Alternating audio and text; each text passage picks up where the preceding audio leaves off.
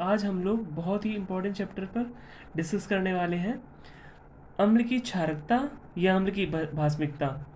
और इसको अंग्रेजी में बोलते हैं बेसिसिटी ऑफ एसिड। बेसिसिटी जो वर्ड है वो भास्मिकता या क्षारकता के लिए प्रयोग किया गया है। ऑफ का अर्थ हो गया की, और एसिड माने अम्ल। ठीक है, तो बेसिसिटी वर्ड भास्मिकता और क्षारकता के लिए यूज़ किया गया है। ठीक है, आप हिंदी में अम्ल की क्षारकता भी बोल सकते हैं या अम्ल की भास्मिकता भी बोल सकते हैं, और अंग्रेजी में बेसिसिटी ऑफ एसिड भी बोल सकते हैं। हम यही ज़्यादा वर्ड यूज़ करेंगे, बेसिसिटी ऑफ एसिड। ठीक है, तो ये बेसिसिटी ऑफ एसिड है क्या, अम्ल की क्षारकता है क्या? तो कोई भी अम्ल, ध्यान रखना बच्चों, कोई भी अम्ल जितने हाइड्रोजन आयन का प्रतीक यही तो होता है ना। तो कोई भी अम्ल जितने हाइड्रोजन आयन H+ को मुक्त करता है, मुक्त माने छोड़ना, जितने मुक्त त्याग कर सकता है, उससे उस अम्ल की क्षारकता या, ये ऑब्लिक है, इसको या भी पढ़ते हैं, क्षारकता या भास्मिकता कहते हैं। बच्चों आइए हम लोग इसको एक एग्जाम्पल के माध्यम से समझते हैं, जो तभी आपको बहुत अच्छे समझ में आएगा। तो बच्चों देखते हैं सबसे पहले एग्जाम्पल। जैसे मैंने एक एग्जाम्पल लिया HCl। तो बच्चों आपने पढ़ा ही होगा कि HCl क्या है। HCl एक हाइड्रोक्लोरिक एसिड है, बहुत पावरफुल एसिड है ये, प्रबल अम्ल। हमने प्रबल अम्ल के उदाहरण में आपको पढ़ाया था। बच्चों एक बात ध्यान रखना, मैं बार बार नाम लेता हूँ, तो नाम इसलिए लेता हूँ कि आप उसको अब्जॉर्ब करें। एक टैलेंट बच्चे का टैलेंट होता है वो यही होता है कि वो उसी समय सीखने का प्रयास करे। ठीक है, तो बार बार नाम बोलने का यही उद्देश्य है मेरा कि आप सीख जाए। नहीं तो आप बाद में पूछते सर इसका नाम क्या है, सर इसको क्या कहते हैं। तो बेटा आदत बनाओ कि उसी समय सीखने की, उसी समय याद करने की। तो HCl क्या है, एक प्रबल अम्ल का उदाहरण है तो अम्ल ही ना, तो प्रबल अम्ल का उदाहरण है, और इसको कहते हैं हाइड्रोक्लोरिक एसिड। तो ये देखते हैं बच्चों, ये कितने हाइड्रोजन को मुक्त करेगा, है ना, क्योंकि जितने हाइड्रोजन आयन मुक्त करता है ना, उसे उस अम्ल की क्षारकता कहते हैं। तो इसमें कितने हाइड्रोजन है बच्चों, Cl को छोड़ दे तो इसको, इसमें हाइड्रोजन एक ही तो है। तो हाइड्रोजन, इसमें हाइड्रोजन आयन ये कितने मुक्त करेगा, हाइड्रोजन आयन ये एक मुक्त करेगा, ये एक हाइड्रोजन आयन मुक्त करेगा। ठीक है, तो इसको अगर हम हिंदी में बोले तो इसकी जो भास्मिकता होगी, जो, तो इसकी भास्मिकता एकल भास्मिक होगा। हिंदी में बोले तो एकल, एक सेकंड बच्चों मुझे टाइम दीजिए। इसकी भास्मिकता बच्चों, इसकी भास्मिकता जो होगी वो एकल भास्मिक होगा। लेकिन बच्चों मैं एक आपको जानकारी, मैं आपको अंग्रेजी में ही पढ़ाने का प्रयास कर रहा हूँ, क्योंकि अंग्रेजी में आप हिंदी में भी सीख सकते हैं, लेकिन अंग्रेजी में एक ही वर्ड होता है, एक ही वर्ड यूज़ होता है, इसलिए मैं चूँकि यहाँ पे क्षारकता और भास्मिकता दो वर्ड यूज़ हुए हैं। आप अंग्रेजी में सीखिए, क्योंकि आपको, आप जब इंटरमीडिएट या और बड़ी कक्षाओं में पहुँचेंगे तो आपको अंग्रेजी ही ज़्यादा हेल्पफुल होगी। ठीक है, अब बता देंगे तो मैं हिंदी में भी बता दूंगा। तो बच्चों ध्यान रखना, जब मोनो वर्ड जो होता है, मैंने बताया ना कि आपको अंग्रेजी वर्ड बहुत हेल्प करेगा जाकर। ठीक है, हिंदी भी करता है, कहीं कहीं पे हिंदी भी करता है, लेकिन अंग्रेजी ज़्यादा करेगा यहाँ पर। तो बच्चों ध्यान दो कि जो मोनो वर्ड है, मोनो तब के लिए इस्तेमाल करेंगे जब एक हाइड्रोजन मुक्त होगा, और डाई वर्ड तब यूज़ करेंगे जब दो हाइड्रोजन मुक्त होंगे, और ट्राई तब यूज़ करेंगे जब तीन होंगे। ठीक है, मोनो तब के लिए जब एक हाइड्रोजन मुक्त हो, डाई तब के लिए जब दो, ट्राई तब के लिए जब तीन। तो यहाँ पर HCl का हम जानते कि HCl जो कि अम्ल है, इसकी बेसिसिटी क्या होगी। तो एक हाइड्रोजन ही तो मुक्त करेगा, इसके पास एक ही हाइड्रोजन तो है। जब इसके पास एक हाइड्रोजन ही है तो ये एक हाइड्रोजन आयन ही तो मुक्त करेगा। तो इसको बोलेंगे इसको मोनोबेसिक, मोनोबेसिक, मोनोबेसिक। ओके बच्चों, आप अगर हिंदी में लिखना चाहें तो इसको एकल भास्मिकता, एकल भाष्मिक, एकल भाष्मिक अम्ल भी लिख सकते हैं, ठीक है। और अंग्रेजी में मोनोबेसिक, क्योंकि एक के लिए मोनो होता है ना, दो के लिए डाई होता है, तीन के लिए ट्राई होता है, ठीक है। दूसरा एग्जाम्पल ले रहे हैं कि दूसरा एग्जाम्पल ले बच्चों, जैसे कि HNO3, HNO3, HNO3 भी एक अम्ल है, और ये इसको नाइट्रिक अम्ल बोलते हैं, नाइट्रिक अम्ल, ठीक है, नाइट्रिक अम्ल बोलते हैं। तो इसकी बेसिसिटी क्या होगी, मैं बार बार वर्ड यूज कर रहा हूँ कि इसकी बेसिसिटी क्या होगी। HCl की बेसिसिटी क्या थी, HCl की बेसिसिटी थी मोनोबेसिक, इसको मोनोबेसिक कहा जाएगा। HCl को अगर आपसे पूछा जाए कि HCl की बेसिसिटी क्या है, HCl की बेसिसिटी क्या है, तो HCl की बेसिसिटी मोनोबेसिक है। ये एक हाइड्रोजन आयन मुक्त करता है, ठीक है। HNO3 जो है वो कितने हाइड्रोजन मुक्त करेगा, एक ही हाइड्रोजन तो इसके पास है, एक हाइड्रोजन आयन ही तो मुक्त करेगा। जब एक हाइड्रोजन है तो ये केवल एक ही हाइड्रोजन तो मुक्त करेगा, तो इसको भी क्या बोलेंगे, एक के लिए क्या लिखते हैं, मोनो। तो ये भी मोनोबेसिक हुआ, ठीक है। HCl क्या हुआ, ये भी मोनोबेसिक हुआ। HNO3 क्या हुआ, ये भी मोनोबेसिक हुआ। एक और एग्जांपल लेते हैं, HBr, है ना, हाइड्रोजन ब्रोमाइड, ये भी अम्ल है। इसके पास भी कितने हाइड्रोजन है, इसके पास भी एक हाइड्रोजन है, तो एक हाइड्रोजन आयन ही मुक्त करे, इसलिए इसको भी क्या लिखेंगे, मोनोबेसिक, ठीक है। अब बच्चों एक दूसरा एग्जांपल लेते हैं, जैसे कि एक एग्जांपल लेते हैं हम, आपको दिख रहा हो शायद, H2SO4, H2SO4, H2SO4। तो बच्चों यहाँ पे देखिए, यहाँ पर अब इसकी बेसिसिटी क्या होगी, इसको क्या लिखेंगे हम लोग। तो यहाँ पे हाइड्रोजन कितने हैं, इसमें हाइड्रोजन दो है ना, तो ये दो हाइड्रोजन आयन मुक्त करेगा, दो हाइड्रोजन आयन मुक्त करेगा, इसलिए इसको, चूंकि ये दो मुक्त करा इसलिए इसको क्या लिखेंगे, डाइबेसिक, ये डाइबेसिक हुआ।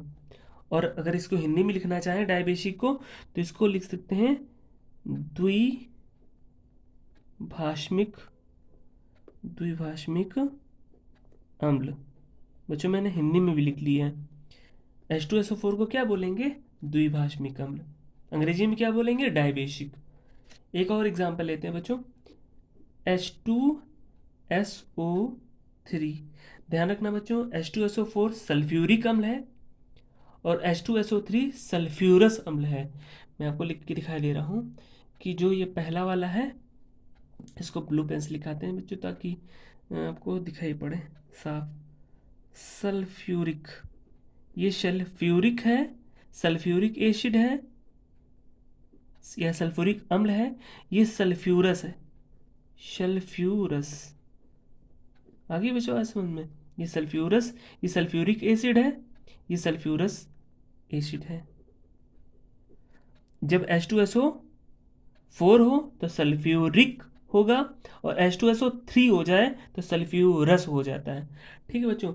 मैं आपको ये नाम हाईलाइट इसलिए कर रहा हूँ ताकि आपको नाम भी याद हो जाए, है ना। यहाँ पर ये इंपॉर्टेंट था नहीं, लेकिन मैंने आपको हाईलाइट किया ये वर्ड कि इसको सल्फ्यूरिक एसिड और इसको सल्फ्यूरस एसिड बोलते हैं।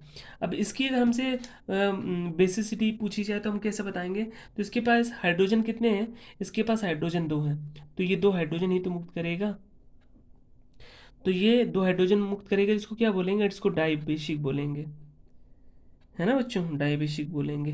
अब आप लोग सोच रहे होंगे ये बहुत सरल है, ये तो बहुत सरल है ना, यहाँ पर एक एक हाइड्रोजन दिख रहा है तो ये मोनोबेसिक हो गया, यहाँ पर भी एक हाइड्रोजन, तो एक हाइड्रोजन आयन ही मुक्त करेगा, मोनोबेसिक बोलेंगे।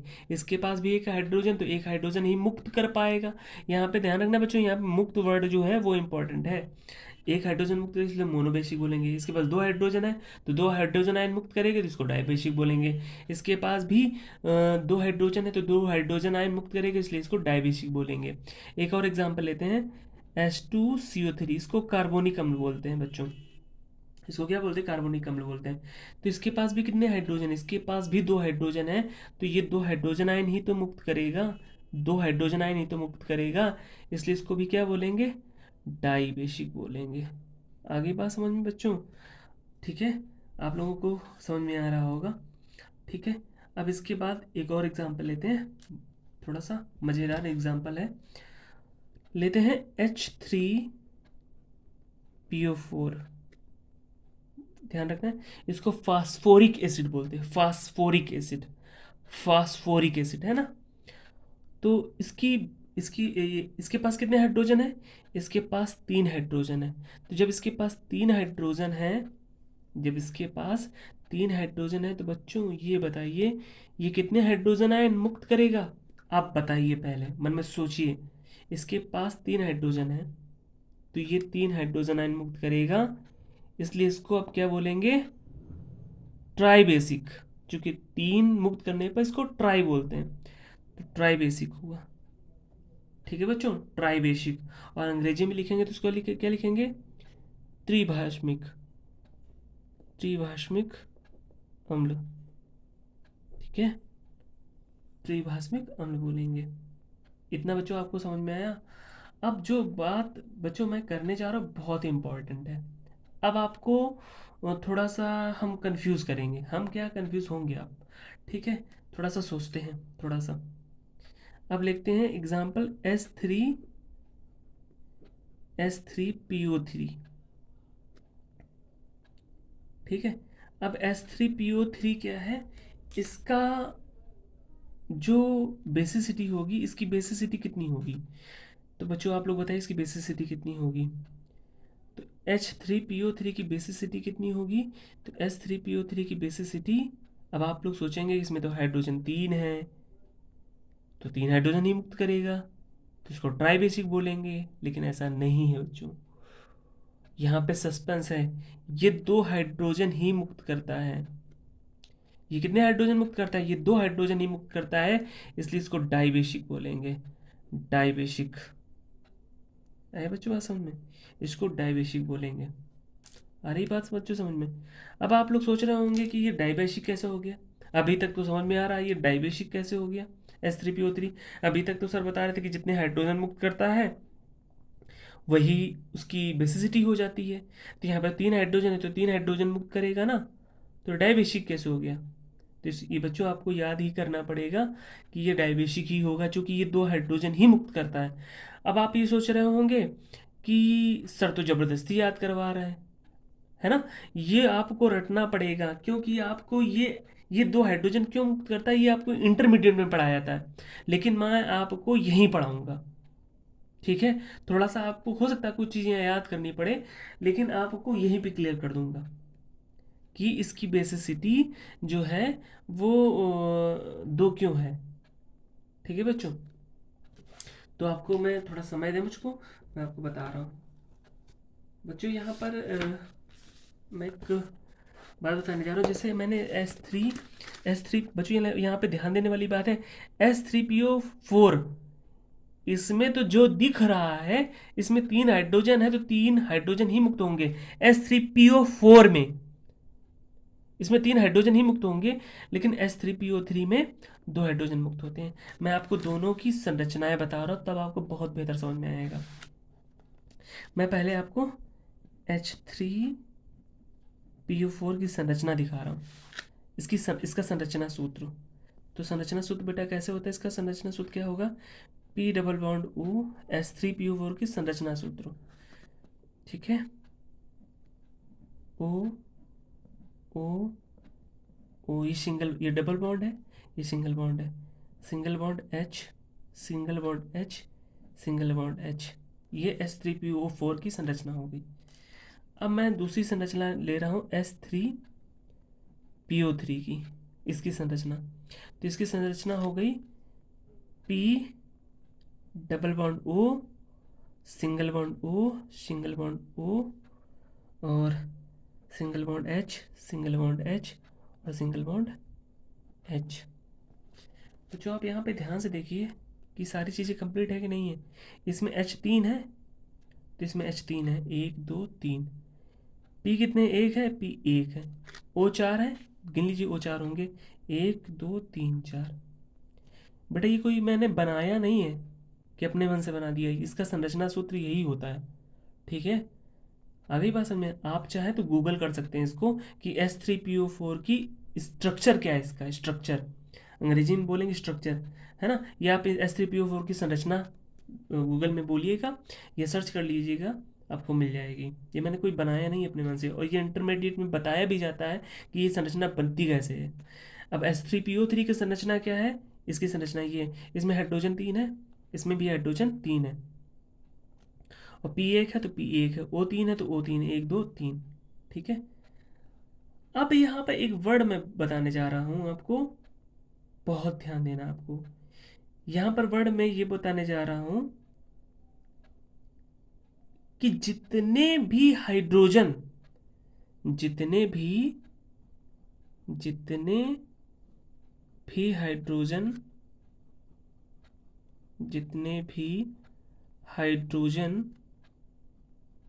ऑक्सीजन से जुड़े होते हैं, ऑक्सीजन से जुड़े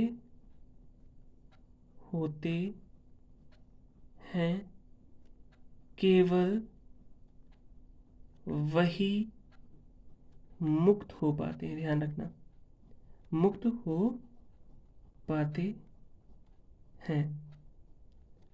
ध्यान रखना बच्चों, जितने भी हाइड्रोजन ऑक्सीजन से जुड़े होते हैं केवल वही मुक्त हो पाते हैं। तो यहाँ पर H3PO4 में बच्चों, H3PO4 में जो हाइड्रोजन है, तो ऐसे कितने हाइड्रोजन हैं, एक एक वर्ड पे ध्यान दीजिए। ऐसे कितने हाइड्रोजन हैं जो ऑक्सीजन से जुड़े हैं, ऐसे कितने हाइड्रोजन हैं जो ऑक्सीजन से जुड़े हैं।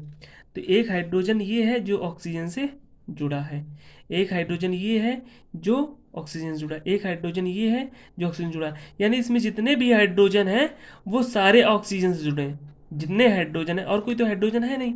तो यहाँ पे तीनों के तीनों हाइड्रोजन, यहाँ पर तीनों के तीनों हाइड्रोजन ऑक्सीजन से जुड़े हैं, इसलिए इसकी सॉरी मैंने यहाँ पर हाइड्रोजन तीनों की तीनों ऑक्सीजन से जुड़े हैं, इसलिए तीनों हाइड्रोजन ही मुक्त हो पाएंगे। मैंने लिखा है ना कि जितने भी हाइड्रोजन होते हैं अगर वो ऑक्सीजन से जुड़े होते हैं वही केवल मुक्त हो पाते हैं। तो ये तीनों हाइड्रोजन ऑक्सीजन से जुड़े हैं, तो इसका मतलब ये है कि तीनों के तीनों हाइड्रोजन मुक्त हो जाएंगे। ध्यान रखना बच्चों कि जो हाइड्रोजन ऑक्सीजन से जुड़ा होगा, जो भी हाइड्रोजन ऑक्सीजन से जुड़ा होगा वही केवल मुक्त हो पाता है। तो हाइड्रोजन हाइड्रोजन हाइड्रोजन ये सभी ऑक्सीजन से जुड़े हैं, तो ये तीनों मुक्त हो जाएंगे, यानी ये तीनों हाइड्रोजन मुक्त कर देंगे, इसलिए इसकी बेसिसिटी कितनी हो जाएगी, 3 हो जाएगी। H3PO4 कितनी हो जाएगी, 3 हो जाएगी, तीनों हाइड्रोजन मुक्त करेगा, ट्राई बेसिक। अब यहाँ पर H3PO3 के देखते हैं। तो H3PO3 की संरचना क्या है, इसमें केवल और केवल 2 हाइड्रोजन ऐसे हैं जो ऑक्सीजन से जुड़े हैं। ये वाला हाइड्रोजन P से जुड़ा है, ये वाला हाइड्रोजन P से जुड़ा है, इसलिए ये हाइड्रोजन मुक्त नहीं हो पाएगा, केवल यही दोनों हाइड्रोजन मुक्त हो पाएंगे। क्यों, क्योंकि हमने पढ़ रखा है कि जितने भी हाइड्रोजन ऑक्सीजन से जुड़े होते हैं केवल वही मुक्त होते हैं। तो ये वाला हाइड्रोजन मुक्त हो जाएगा, ये वाला हाइड्रोजन मुक्त हो जाएगा। क्यों, क्योंकि ये दोनों ऑक्सीजन से जुड़े हैं। तो इसकी बेसिसिटी कितनी हो जाएगी, 2 हो जाएगी, क्योंकि ये 2 हाइड्रोजन ही मुक्त कर पाएगा, तीसरा वाला नहीं कर पाएगा। इसलिए H3PO3 की बेसिसिटी कितनी होती है, ये डाइबेसिक होता है। आया बच्चों, समझ में आया कि नहीं आया, ठीक है। और एग्जांपल लेते हैं, 2 एग्जांपल और लेते हैं, इसके बाद क्लास खत्म करते हैं। एक एग्जांपल लेते हैं CH3COOH, ये भी बहुत पूछा जाता है, इसकी बेसिसिटी पूछते हैं। तो कुछ बच्चे इसकी बेसिसिटी बताएंगे, कहेंगे कि 3 हाइड्रोजन ये, 1 हाइड्रोजन ये, तो ये 4, यानी ये 4 हाइड्रोजन को मुक्त करेगा, जबकि ये गलत है, ये गलत है, ये केवल और केवल 1 हाइड्रोजन को मुक्त करता है। ठीक है, अब आप सोच रहे होंगे कि 1 हाइड्रोजन को कैसे मुक्त करेगा, इसमें तो 3 ये हैं 1 ये है। तो फिर से वही वाली बात आएगी बेटा, पहले मैं आपको CH3COOH का संरचना सूत्र दिखाता हूँ, और ये संरचना सूत्र आपको हाई स्कूल में ही पढ़ने को मिलेगा। आज मैं बता दे रहा हूँ, लेकिन इसका संरचना सूत्र जब आप अच्छी तरह से, लेकिन शर्त यही है कि अगर आपने अच्छी तरह से केमिस्ट्री पढ़ी तो ही आपको इसका संरचना सूत्र बनाना सीखोगे। तो इसका संरचना सूत्र होता है C, मैं दूसरे रंग के पेन से बता रहा हूँ, ये C, ये वाला C आ गया, और H3 है तो इसमें H3 जोड़ देंगे, सिंगल बॉन्ड, ठीक है। इस C से ये H3 जुड़ गए, इसके बाद ये वाले से ये सी और इससे इस सी से H 3 है जुड़े हैं ना, तो H तीनों जोड़ दिए। अब ये C, अब डबल O है तो एक तो डबल बॉन्ड O ऊपर जुड़ जाएगा, एक ये आगे OH। ठीक है, अभी आपको हो सकता है आपको ये थोड़ा सा टफ लग रहा हो, लेकिन किसी ने कहा, मैंने आपको बताया था, किसी ने कहा जब कोई चीज़ अगर आपको टफ लग रही है, अगर आपको कोई चीज़ टफ लग रही है तो वो उसी समय आप उसको रट लीजिए, केवल रट लीजिए। और आपको अगर आप बेहतर पढ़ने वाले हैं तो एक समय ऐसा आएगा कि आप उसी चीज़ को बहुत अच्छी तरह से जान जाएंगे, अगर आप अच्छे पढ़ने वाले हैं तो। ध्यान रखना बच्चों, मैंने आपको बताई कि आप कोई चीज़ अभी ना समझ में आ रही हो तो आप उसको रट लें, अभी याद कर लें, लेकिन आप अगर आप अच्छे पढ़ने वाले हैं तो समय आने पर वही चीज़ आपको बेहतर से समझ में आएगी। ठीक है, तो मेरा उद्देश्य संरचना सूत्र बनाना था, स्ट्रक्चर बनाना था। आप इसको भी गूगल कर सकते हैं। तो आप ये बताइए कि वही हाइड्रोजन मुक्त होगा जो ऑक्सीजन से जुड़ा होगा, तो ये हाइड्रोजन मुक्त नहीं होगा, क्यों? कार्बन से जुड़ा हुआ है। ये हाइड्रोजन भी नहीं मुक्त होगा, क्यों? कार्बन से जुड़ा है। ये हाइड्रोजन भी मुक्त नहीं होगा, क्यों? कार्बन से जुड़ा है। लेकिन ये हाइड्रोजन जो है ऑक्सीजन से जुड़ा हुआ है, तो ये हाइड्रोजन मुक्त हो जाएगा। यानी कार्बन कितने थे, सॉरी बच्चों, हाइड्रोजन कितने थे? हाइड्रोजन 3 1 4 थे, लेकिन 3 हाइड्रोजन तो बेकार होगा, क्यों? क्योंकि कार्बन से जुड़े थे। और वही हाइड्रोजन मुक्त हो पाता है जो ऑक्सीजन से जुड़ा होता है। समझ रहे हैं आप? वही हाइड्रोजन मुक्त हो पाता है जो ऑक्सीजन से जुड़ा होता है। आप ऐसे समझ लीजिए कि ऑक्सीजन हाइड्रोजन का ऐसा दोस्त होता है जो कच्चा होता है। कच्चा मतलब समझ रहे हैं? कच्चा मतलब दगेबाज टाइप का। दगेबाज मतलब जो कच्चा फ्रेंड है, मतलब वक्त आने पर साथ छोड़ जाता है। तो ये ऑक्सीजन इसका कच्चा दोस्त है। हाइड्रोजन मुक्त हो जाएगा, आई बात समझ में? ये इसको बहुत मजबूती से नहीं पकड़े होता है, ये इसका कच्चा फ्रेंड है, बहुत मजबूती से नहीं पकड़े होता है। तो ये हाइड्रोजन ही मुक्त हो पाएगा जो ऑक्सीजन के साथ जुड़ा होगा। तो ये केवल एक ही हाइड्रोजन तो मुक्त कर रहा है, इसलिए CH3COOH एक हाइड्रोजन मुक्त करेगा, इसलिए इसको बोलेंगे मोनोबेशिक। ठीक है बच्चों, और एक और एग्जांपल है HCOOH। HCOOH देखा जाए तो COOH ये मिल रहा है और H यहाँ पे। इसका भी संरचना सूत्र देख लेते हैं, HCOOH। तो यहाँ पर देखते हैं HCOOH, इसका संरचना सूत्र क्या होगा? तो ये वाला C उठा लेंगे, इसे ये हाइड्रोजन जोड़ देंगे ये वाला, और ये वाला O जो है ऊपर जोड़ देते हैं डबल बॉन्ड करके, A और OH हो गया, है ना। इसका संरचना सूत्र जो ये है, इसका संरचना सूत्र ये बना गया। तो आप बच्चों बताइए, क्या ये हाइड्रोजन मुक्त होगा? नहीं होगा, क्यों?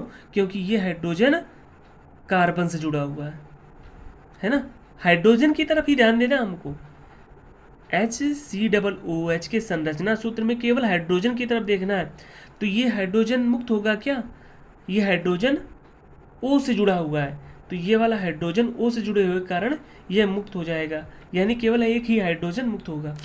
तो HCOOH ये भी केवल एक ही हाइड्रोजन मुक्त करेगा, इसलिए इसको भी मोनोबेशिक कहेंगे, मोनोबेशिक कहेंगे। ठीक है बच्चों, तो ध्यान रखना, आपको केवल इन 3 पे याद रखना है। ये 3 आपको परेशान कर सकते थे, ठीक है। हालांकि मैंने यहाँ से आपको संरचना सूत्र बनाना बताया है, तो आपको क्लियर हुआ होगा। ये 3 बहुत ध्यान से, अगर आपको ना समझ में तो एक बार 2 बार वीडियो देखिएगा और आपको समझ में आ जाएगा, ठीक है। यहाँ तक तो आपको कोई प्रॉब्लम नहीं होने वाली है। H3PO4 में भी कोई प्रॉब्लम नहीं होने वाली है, लेकिन H3PO3 में कितने हाइड्रोजन मुक्त हुए? 2 हाइड्रोजन आयन मुक्त हुए, जबकि थे 3, तो हुए 2 क्यों? मैंने आपको बताया है ना। 2 क्यों हुए मुक्त? क्योंकि H3PO3 में केवल 2 हाइड्रोजन ही ऑक्सीजन से जुड़े थे, इसलिए केवल यही 2 मुक्त हो पाएंगे, ये नहीं मुक्त हो पाएगा, ठीक है बच्चों। मैं आपको इसका नाम ठीक है, इतना ही बहुत है आपके लिए। नाम के लिए अगली वीडियो बना देंगे, क्योंकि वीडियो काफ़ी लंबी हो चुकी है। आई होप आपको समझ में आया होगा। कोई प्रॉब्लम बताना बच्चों, ठीक है बच्चों, थैंक यू।